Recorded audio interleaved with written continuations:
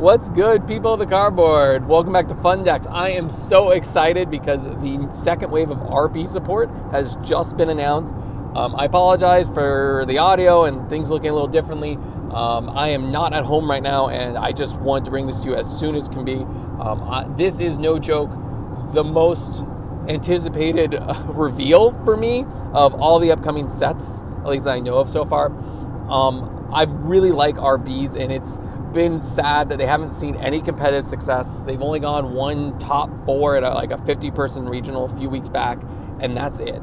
But I hope this second wave of support can really tie the deck together and, turn this maybe into a less of just a splashful engine and more into a cohesive strategy. But without further ado, let's get into it. All right, welcome to phase 2. All right, so RB Lambda Cannon. It's a dark level 6 machine, obviously. Attack 12, defense 12. Okay, so just off the bat, I do like it that's dark because this can kind of work with some of the Sky Striker links. I think Camellia, which we still haven't gone yet, it needs like light and dark, so that could be good. And being 12 is okay, but it means you can't use it for Clockwork Knight because it needs to be 1,000 attack or less. But anyway, let's get into that. If this card is normal summoned or special summoned, you can target one RB monster in your graveyard, except itself, add it to your hand. Ooh, well, and then while this is linked to an RB link monster, you can pay 1,200, destroy this card, and if you do, look at your opponent's hand, then you can special one monster from it to their field, but negate its effects. Oh, okay, that's weird. That's really weird. Okay, and then you can only use each effect once per turn. So this is odd because this is the first main deck monster that isn't just an extender. It kind of is. It is in the sense that if it's summoned, you can bring something back, but it doesn't actually just special summon itself, which is good. That's what the deck needed because you actually have several ways of tutoring cards out. The previous Link 2 can just summon an RB from hand or grave, and so this one means you could basically use the Link 2 effect, bring this back, and use this to bring another one back. That's pretty cool, or at least add to your hand to summon it. And then this isn't a quick effect on the initial or on the main or on field effect to look at your opponent's hand. I think this could definitely see some play. I'm not super enthused. I was hoping for more interruption, but I do think this is nice because this does mean the previous level 5 you could turn it on by using this effect. But overall, it's a good start. Right, it's at least different, and it gives it some level of extension because previously with the field spell, you could summon out when you use, for example, the drill during your opponent's turn to pop one of their monsters, the field spell let you summon out another one, but it didn't really do anything, right? Like, unless you go into the saw, and that would give you a spell trap negate, but if you had both the saw and the drill, you were kind of just like summoning a body. This, at the very least, gives you some extension because it adds one of your RB monsters back to your hand from the graveyard. Anyway, let's keep going. RB Lambda Blade. It's a level 7 dark machine, 1,400. Something else I didn't get mentioned is that because these are a more sizable attack, that means Brute Blues, like just with this card alone, goes up to 29 and can attack twice, which is good. I mean, that's really big. Before, you're kind of having an issue of just getting, Brute Blues big enough to do anything. You usually have to summon multiple monsters, so this would just be a nice attack boost. Okay, if this card is normal summon or special summon, you can send one RB card from your deck to the graveyard, except itself.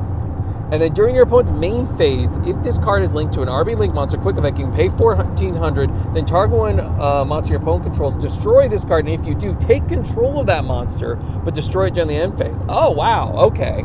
This is actually fabulous. Again, it doesn't have the same extension that the OG ones did, but I think this is actually a really good target to summon out of the field spell, even better than the ones we just read, because this card now gives you an interruption during your opponent's turn that's different. It's not just a monster pop. You can take something and destroy it. It means it's kind of like Drill, just delayed and even better. And its effects aren't negated. That's actually really cool. So you can bait out a lot of really interesting interruption. Now, the sending an RB card from deck to grave, so far there's no good targets besides setting up for a later jet play. The only thing you can think of is the main deck normal spell that's an E-tally from deck or extra deck. It does have a graveyard banish to protect. So this, you could use that, which would be nice. But this card, again, being a take and being high attack is actually really great. So I like to see that. All right, and last main deck monster. Ooh, RB Gaten Pile Bunker. Just checking. Oh, okay, interesting.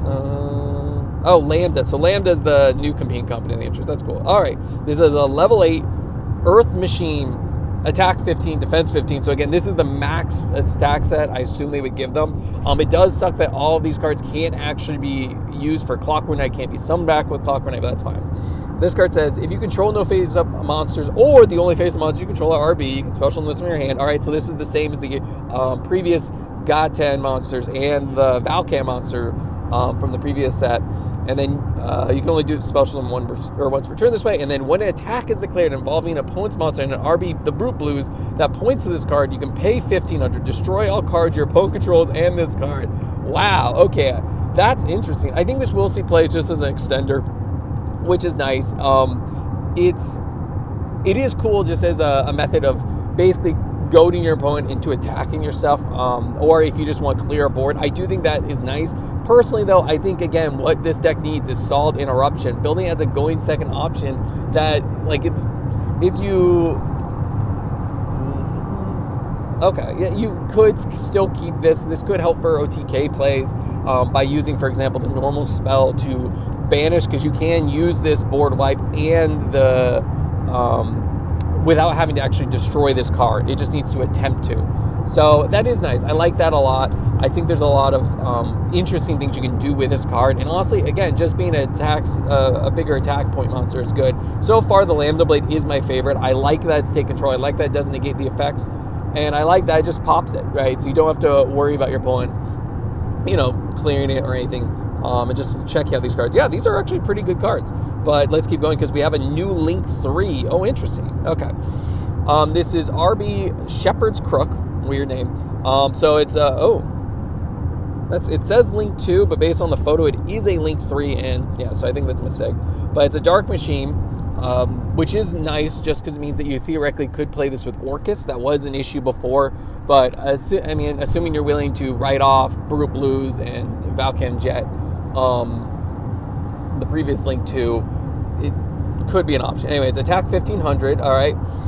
So it has a left arrow, a bottom, and a right, which is nice too, because that means that you theoretically could have this, have a Brute Blues in your EMZ pointing to this, and then this could still point to something else. So it's not actually taking up a spot because it does have that left arrow. All right, anyway, 2 plus monsters, including RB monster. Okay, before they were all generic, so hopefully it's worth it. They were all generic to just machines. Anyway, it gains 5 attack for each monster you control, except this card. Interesting. You can only use each of the following effects of RB Shepherd once per turn. During your main phase, you can set one RB trap from your deck or graveyard. Ooh, okay. And then during your opponent's main phase, quick effect, you can target 3 level 3 or higher RB monsters in your graveyard. Place 2 in the bottom of the deck, or if you do, specials on the other in defense position. Okay, wow, this is actually really interesting. So the first effect with the trap, we don't have any traps thus far. I saw that they announced 2. So depending on how good they are, saying a trap is good. I mean, it's basically just a trap searcher at that point, which is not bad. But the saying back and shoveling, this is actually huge because the deck really struggled to the previous deck kind of actually ran out of monsters. You were playing multiple copies, so you wouldn't be dead, and you would have stuff in deck to play with. This is actually really, really nice. Just because now this in itself, even if you just end up with this on board, it can actually set up your RB plays, which is something the deck struggle with. Because again, like if you lost your other Link monsters or anything, your little drills and stuff your drill and saw couldn't do anything. So having this as just a method of quick effect summoning them back is really great for extension. It's also nice that you can do this during your turn and your opponent's. Oh, actually, no, I'm sorry, just your opponent's main phase. But I do think this is a really, really great piece. And I know it's an extra Link 3, but given that they have the E-Telly like normal spell, assuming like you are willing to want to play more of a pure RB deck, I think this is worthwhile. So anyway, let's get into the spells. Oh, an RB continuous spell. Oh, great. RB Operation Test. So a continuous spell. When this card is activated, you can target one level 3 or higher RB monster in your graveyard, special summon it. All right, so it's a reboard on activation. Not bad. You can target any number of RB monsters you control, gain life points equal to their combined attack, and if you do, return them to the hand or extract. Then you can special one RB monster from your hand. Ooh, you can only use this effect once per turn. You can only activate one per turn. All right. So let's go over this. So having a Reborn for RBs, it is interesting. Obviously, this can't target any of the links because they need to have a level. But bringing back your main deck monsters is actually really nice because now it means you can turn any of your RBs, at least the baby ones, into a Link 2. So theoretically, you can play this as a pure engine. That's something the deck just didn't really have before. I guess the deck does search pretty well. I think I'm a little frustrated that this didn't. I would rather search on activation than have a continuous effect or a once per turn effect to revive than, you know, an on activation Reborn, but it is good. Getting the attack points is fine, and I do think it's cute that you can basically bounce back cards to summon them. Or summon one. I'm just confused about exactly when you would want to do this. Theoretically, I guess it's nice in the sense that if you do summon, I'm going to scroll back up here, if you do summon the new Dark RB Lambda monsters from they get effects on summon. So I guess the argument could be that you summon them out using the continuous spell from your hand, or let's say you summon this out before using the field spell during your opponent's turn, you can bounce it back and get the on summon effect again. I think that's a little situational at this point, so I'm not super thrilled. I like the fact that they do have this card just existing because there is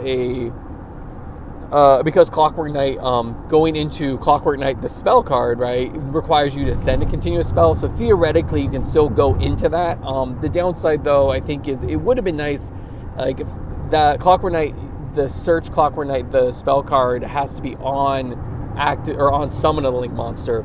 So you would already have to have this set up, and because it's an on activation, you can't actually theoretically like summon something, go into Clockwork Knight, then use this to reborn it. To go into a Link 2 play and still get the search for the spell card.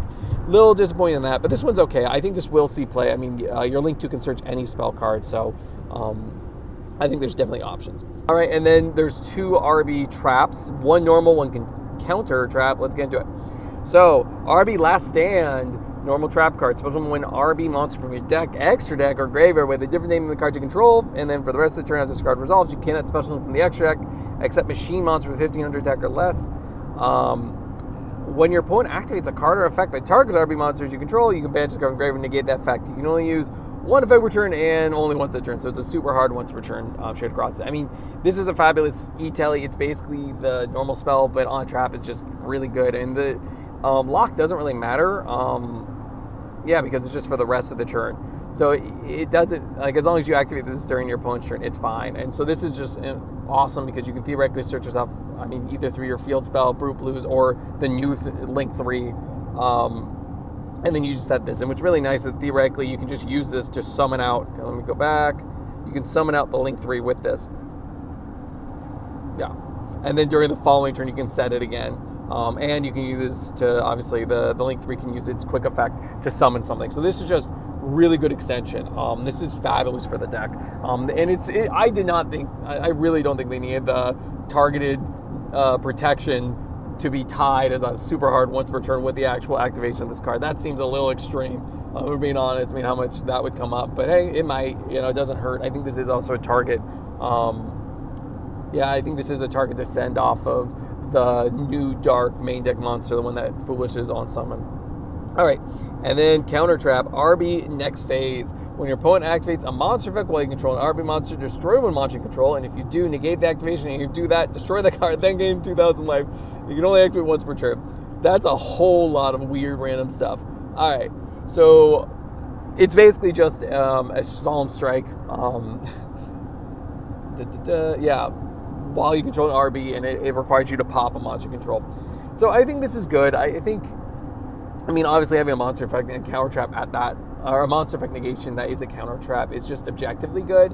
I'm a little peeved, honestly. I think this is fine. I think this could have had a nice graveyard effect. It just feels to me a bit much in terms of, I just wanted to reread Link 3. Yeah, okay. It is nice. The Link 3 can reset either of them from the graveyard as well, which is great. Obviously, and even if you can't use it that turn, it is nice. I'm just a little iffy on whether or not you want to play a Solemn Strike that does require you to pop a card. I think this will obviously see play. I think both of these traps will, for sure. I think just now you do have several options for interacting with your opponent. So just to recap for my own sanity, so basically the original set you had a drill, which was basically a Trident pop, this cutter, which was a spell trap negate, and then now the only real interaction you have is the level 7, the Lambda Blade, which is a change of heart, which is really nice. Especially, it is interesting that this is the only one that can only be used during your opponent's turn, so you typically would want to tag into it then. But regardless, I do think this is really nice. I do think there's a lot going on here, and I think this deck does have at least a lot more potential than it did.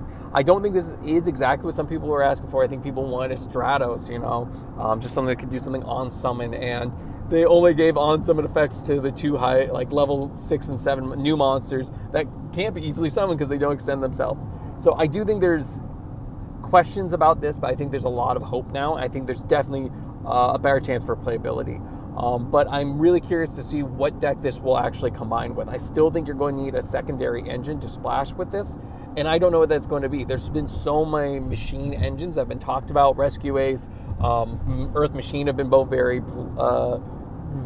common choices people have used. But there's also, Cyber Dragon, Crystron, what else? Oh, Lori, I'm blanking on one. Yeah. But like, there's been a large Orcus. Thank you. There it is. A lot of decks have really have been suggested for using this in common different ways, and of course Sky Striker as well.